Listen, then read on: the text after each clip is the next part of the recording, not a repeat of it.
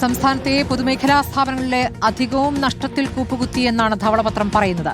ആകെ നഷ്ടം 5 വർഷം കൊണ്ട് ഇരട്ടിയിലധികം വർദ്ധിച്ച് 78,851 കോടിയായി.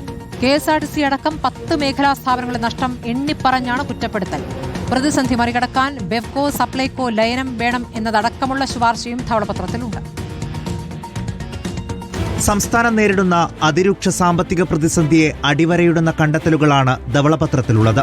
നഷ്ടങ്ങളുടെ പടുകുഴിയിലാണ് പൊതുമേഖലാ സ്ഥാപനങ്ങൾ. ആകെ നഷ്ടം 5 വർഷം കൊണ്ട് ഇരട്ടിയിലധികം വർദ്ധിച്ച് 78,851 കോടിയായി. KSRTC, ജല അതോറിറ്റി, KSSPL എന്നിവയാണ് നഷ്ടക്കണക്കിൽ മുന്നിൽ. Civil supplies, Malabar cements, Travancore titanium അടക്കം നഷ്ടക്കണക്കിൽ മുന്നിലുള്ള 10 പൊതുമേഖലാ സ്ഥാപനങ്ങളുടെ പട്ടികയടക്കം ധവളപത്രത്തോടൊപ്പം ചേർത്തിട്ടുണ്ട്. കൊച്ചി മെട്രോ പ്രതിമാസം 35 കോടിയോളം രൂപ നഷ്ടം വരുത്തുന്നു. പ്രതിസന്ധി മറികടക്കാൻ പൊതുമേഖലയിൽ സമൂല പരിഷ്കരണം വേണമെന്ന നിർദ്ദേശം ധവളപത്രം മുന്നോട്ട് വെക്കുന്നുണ്ട്. ലാഭകരമായി പ്രവർത്തിക്കുന്ന ബിവറേജസ് കോർപ്പറേഷനെ നഷ്ടത്തിലുള്ള സപ്ലൈകോയുമായി ലയിപ്പിക്കുകയെന്നതാണ് പ്രധാന നിർദ്ദേശം. സപ്ലൈകോയുടെ നഷ്ടത്തെ ബിവറേജസ് കോർപ്പറേഷന്റെ ലാഭവുമായി നികത്താൻ കഴിയുമെന്നാണ് ഇതിന് നൽകുന്ന വിശദീകരണം. ഇതുവഴി കോർപ്പറേറ്റ് നികുതി ഇനത്തിൽ ഗവൺമെന്റിന് നൽകേണ്ടി വരുന്ന വലിയൊരു തുക ലാഭിക്കാൻ സഹായിക്കുമെന്നും റിപ്പോർട്ട് ചൂണ്ടിക്കാട്ടുന്നു.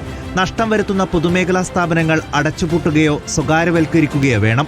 ഇത്തരം സ്ഥാപനങ്ങളുടെ കൈവശമുള്ള ഭൂമിയും മറ്റാസ്തികളും വിറ്റഴിക്കുകയോ മറ്റു മേഖലകളിൽ ഉപയോഗിക്കുകയോ ചെയ്യണം. ഊർജ്ജ മേഖലയിൽ സ്വകാര്യ നിക്ഷേപത്തെ പ്രോത്സാഹിപ്പിക്കണം. ശമ്പള പെൻഷൻ ബാധ്യതകൾ കുറയ്ക്കുന്നതിനായി വിരമിക്കൽ പ്രായം കേന്ദ്ര ഗവൺമെന്റിന് സമാനമായി വർദ്ധിപ്പിക്കണമെന്നാണ് മറ്റൊരു പ്രധാന നിർദ്ദേശം.